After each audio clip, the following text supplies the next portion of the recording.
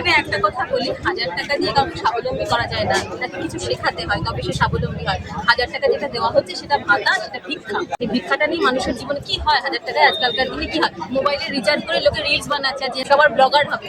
Ultimately কিছু উন্নতি হচ্ছে না কিন্তু এই 1000 টাকায় মানুষের। আজকালকার দিনে যা বাজারের জিনিসের দাম, 1000 টাকায় কি হয়? কদিন খাওয়া হয়? ম্যাক্সিমাম এক সপ্তাহ হতে পারে, তাহলে সেটা হবে না। তো 1000 টাকা স্বাবলম্বী নয়। যদি স্বাবলম্বী হতে হয় তাহলে তাকে কিছু শেখাতে হবে, তাকে শিক্ষিত করতে হবে। রাস্তায় বিক্রি করতে বসবো, প্রত্যেকে বেশি রোজগার হবে, ভাতা নিয়ে কি করবো? আমরা দরকার নেই ভাতা, আমরা চাই না, কোনো ভাতাই চাই না। এই ভাতা ভাতা করে কিন্তু পশ্চিমবঙ্গটা শেষ হয়ে যাচ্ছে। ওই ভাতার জন্যই কিন্তু মানুষ মুখ বুজে আছে এখনো, বুঝতে পারছে না যে কি দিন আসছে সামনে, কি হচ্ছে। ছেলেমেয়েরা পড়াশোনা শিখছে না, কিচ্ছু জানে না। আজকালকার ছেলে মেয়েদেরকে দেখবেন গ্রামের স্কুলগুলোতে, তারা কিছু জানে না। তারা শুধু 1000 টাকা নেয়, ঘুরে বেড়ায় ক্লাবে, এত এত পুজোর ডোনেশন দিচ্ছে, মদ খাচ্ছে, ঘুরে বেড়াচ্ছে, কিন্তু জেনারেশনটা শেষ হয়ে যাচ্ছে। বাংলা হান্টের আরও খবর দেখতে নজর রাখুন।